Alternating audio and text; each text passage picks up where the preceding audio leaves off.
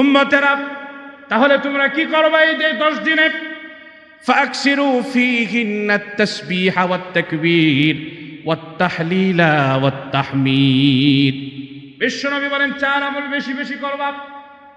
একটা হলো ফাকসিরু ফীহিন্নাত তাসবিহ, অধিক পরিমাণে তোমরা তাসবিহ পাঠ করবে। সুবহানাল্লাহ,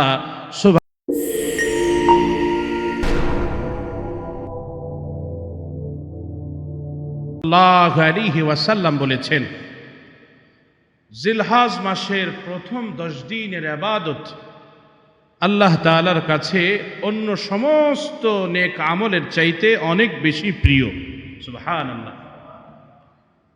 আমার আপনারা নবী, বিশ্ব নবী রাহমাতুল লিল আলামিন বলেন, মা মিন আইয়ামিন আল আমালুস সালিহু ফিহা আহাব্বু ইলাল্লাহি মিন হাযিহিল আইয়াম, ইয়ানি আইয়ামাল আশরি।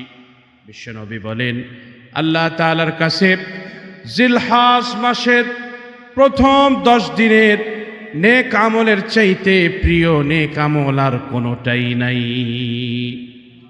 সাহাবীরা প্রশ্ন করলো, ইয়া রাসূলুল্লাহ ওয়ালাল জিহাদু ফি সাবিলিল্লাহ, ইয়া রাসূলুল্লাহ আল্লাহর রাস্তার জিহাদ কি এই 10 দিনের নেক আমলের চাইতে উত্তম নয়? বিশ্বনবী বললেন, লা ওয়ালাল জিহাদু ফি সাবিলিল্লাহ, আল্লাহর রাস্তার জিহাদও এই 10 দিনের নেক আমলের চাইতে আল্লাহর কাছে অধিক প্রিয় নয়। বিশ্বনবী বলেন, ইল্লা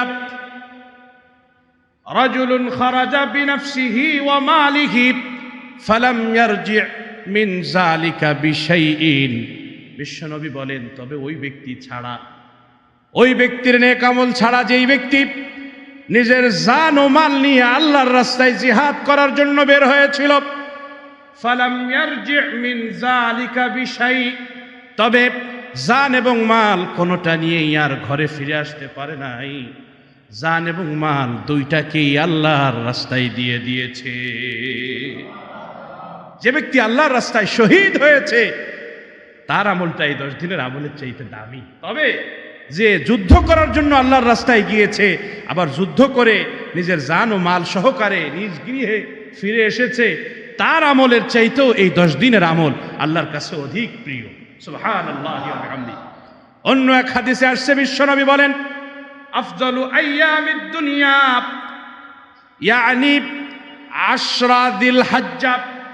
বিশ্বনবী বলেন, দুনিয়ার মধ্যে সবচাইতে শ্রেষ্ঠ 10 দিন হলো এই জিলহজ মাসের প্রথম 10 দিন।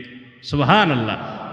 এই জন্য দুর্বল সনদে বিশ্বনবী সাল্লাল্লাহু আলাইহি ওয়াসাল্লাম থেকে বর্ণিত রয়েছে হাদিস, নবীজি বলেন, এই 10 দিনের প্রতিটি রোজার সওয়াব 1 বছরের রোজার সমতুল্য। এই 10 দিনের প্রতিটি রাতের ইবাদত সবে কদরের রাতে দাঁড়ায়া দাঁড়ায়া কিয়ামুল লাইলের সমতুল্য। সুবহানাল্লাহি ওয়া বিহামদিহি।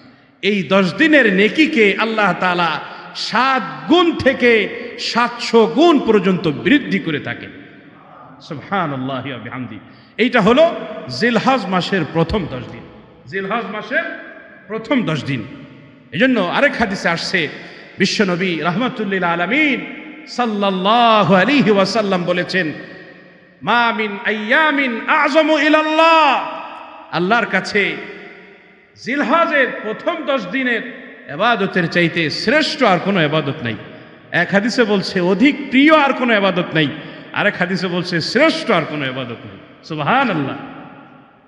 এজন্য বিশ্বনবী বলেন, উম্মতেরা, তাহলে তোমরা কি করবে এই 10 দিনে?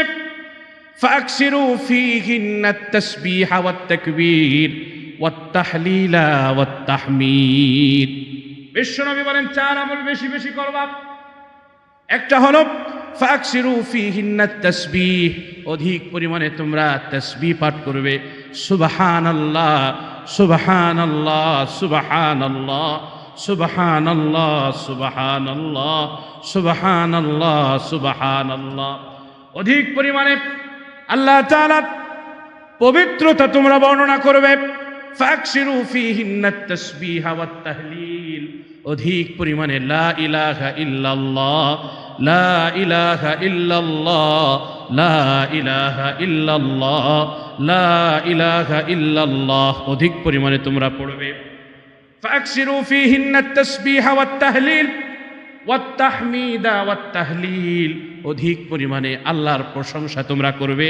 আলহামদুলিল্লাহ, আলহামদুলিল্লাহ, আলহামদুলিল্লাহ, আলহামদুলিল্লাহ অধিক পরিমাণে তোমরা পড়বে। আল্লাহু আকবার, আল্লাহু আকবার অধিক পরিমাণে তোমরা পড়বে। তাহলে বোঝা গেল এক কথায় এই 10 দিনের একটা আমল হলো অধিক পরিমাণে আল্লাহর জিকির করা। অধিক পরিমাণে কি করা বলেন? আল্লাহর জিকির করা। আমার ভাইয়ের, আমার বন্ধুরা, এছাড়া রয়েছে দিনের বেলায় সিয়াম, দিনের বেলায় সিয়াম রোজা রাখা, আর রাতের বেলায় কিয়াম দাঁড়ায়া দাঁড়ায়া 4 রাকাত, 6 রাকাত, 8 রাকাত যে যতটুকু পারে কিয়ামুল লাইল পড়া যাবে তো ইনশাআল্লাহ। আমার ভাইয়েরা, অন্তত শেষ রাত্রে যদি উঠে তাহাজ্জুদ আদায় করতে নাও পারি এই 10 দিনে, ইশার সালাত জামাতের সাথে পড়ে ইশার পরে দৈনিক 4 রাকাত তাহাজ্জুদের নিয়তে কিয়ামুল লাইল পড়ব। কারা কারা রাজি আছি একটু হাতগুলো উঠায় আল্লাহরে দেখাই। আল্লাহ কবুল করে, মঞ্জুর করে, বলি আমিন। আমার ভাইয়েরা, ইশার পরে যদিও আমরা পড়ব, কিন্তু আল্লাহ তাআলা চাইলে শেষ রাত্রে ওঠার নেকিও আমাদের আমলনামায় দিয়ে দিতে পারেন। ঠিক কি ঠিক না? এই জন্য আমার ভাইয়েরা, অধিক পরিমাণে আমরা এই টাইমে ইবাদত বন্দেগী করব। যাদের সুযোগ আছে নফল সিয়ামগুলি রাখবো। এই 9টা দিন আপনি প্রথম 9 দিন জিলহজের 1ম তারিখ থেকে 9ম তারিখ পর্যন্ত প্রতিটা দিন সিয়াম পালন করা, রোজা রাখা। আমার ভাইয়েরা, আমার বন্ধুরা, আর যদি কেউ এই 9 দিন রোজা রাখতে নাও পারে, অন্তত 9ম দিনে রোজা রাখা। 9ম দিনে কি রাখা? রোজা রাখা, সিয়াম পালন করা। ওই দিনটা হলো আরাফার দিন। ওই দিনটা কি? আরাফার দিন।